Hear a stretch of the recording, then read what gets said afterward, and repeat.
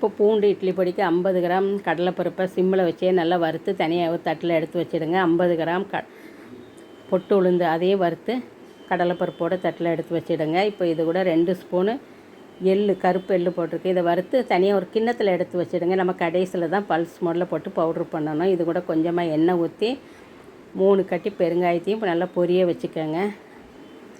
நல்லா பொரிஞ்சதுக்கப்புறம் இதையும் எடுத்துகிட்டு இது கூட 5 காஞ்ச மிளகா, 4 காஷ்மீர் மிளகா இருந்தால் போடுங்க, இல்லைன்னா பரவாயில்ல. இதையும் நல்லா வறுத்து ஏற்கனவே கடலைப்பருப்போடு எடுத்து வச்சுடுங்க. இப்போ இது கூட கொஞ்சமாக எண்ணெய் ஊற்றி ஒரு 5 பல் பெரிய பூண்டாக இருக்கிறதுனால 5 பல் போட்டிருக்கேன். சின்னதாக இருந்தால் ஒரு 10 பல் பூண்டை நல்லா தட்டி அடுப்பை சிம் பண்ணி கம்மியாக வச்சு நல்லா நல்லா இந்த மாதிரி கலர் மாறணும், நல்லா பொரிஞ்சிடணும், அந்தளவுக்கு வறுத்துக்கோங்க.